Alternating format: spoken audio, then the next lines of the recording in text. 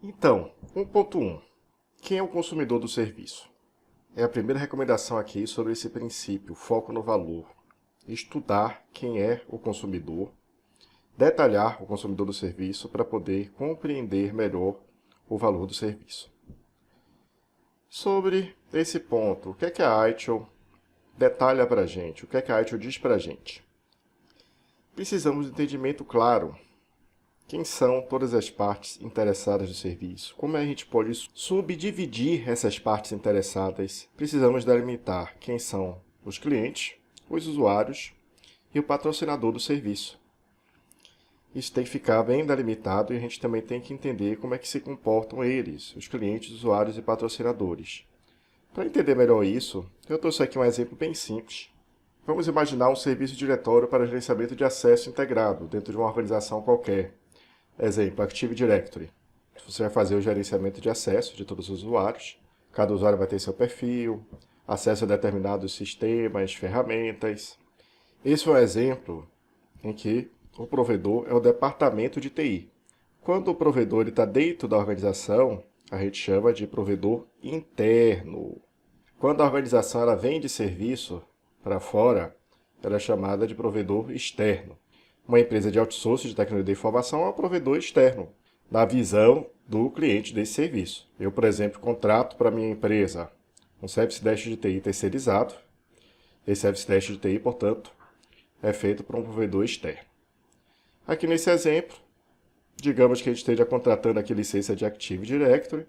A Microsoft aqui assume o papel de um parceiro, de um terceirizado. Vamos ver como é que a gente distribui aqui cliente, usuário e patrocinador dentro dessa realidade. Como é que a gente conhece cada um deles. Olha lá. Aqui eu delimitei nesse exemplo algumas funções da empresa, como analista comercial, do setor comercial, coordenador comercial, diretor financeiro e coordenador financeiro. Apenas com essas funções aqui a gente já consegue exemplificar bem esses papéis de usuário, cliente e patrocinador. Apenas para a gente compreender estes conceitos relacionados aos consumidores do serviço. Então, por exemplo, o analista comercial ele é do tipo usuário, ele vai assumir esse papel.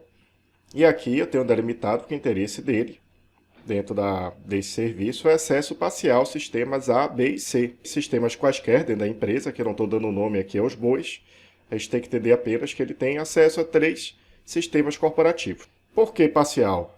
Porque ele é um analista do departamento e não vai ter acesso a todas as funções, relatórios, não vai ter liberdade total nessas ferramentas aqui. Isso vai ser delimitado por quem faz o papel do cliente. Lembrando que cliente que é aquele que determina os requisitos do serviço.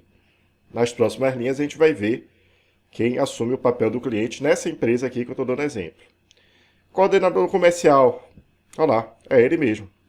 Cliente. Ele é cliente e usuário do serviço. Por que ambos? Porque ele vai utilizar o serviço, ele vai ter acesso lá a todos esses sistemas através de um serviço integrado de gestão de acesso e ele vai também delimitar alguns requisitos para esse serviço, quando se trata de usuários do departamento dele.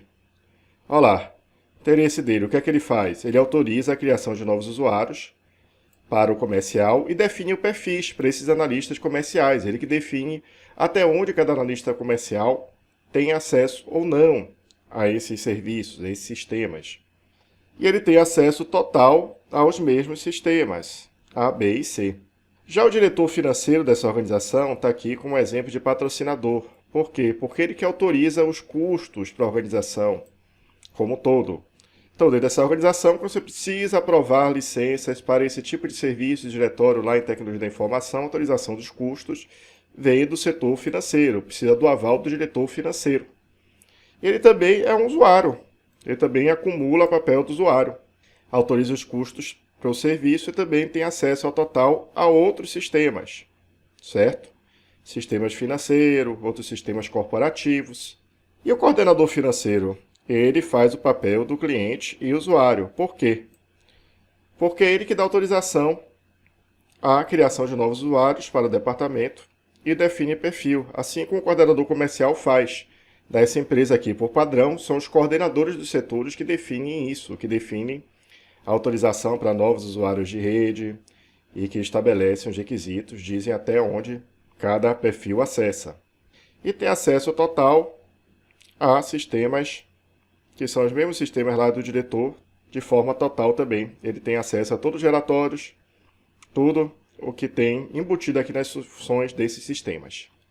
Então, o objetivo desse exemplo aqui é apenas a gente compreender o conceito de usuário, cliente, patrocinador, e a relevância disso está bem definido.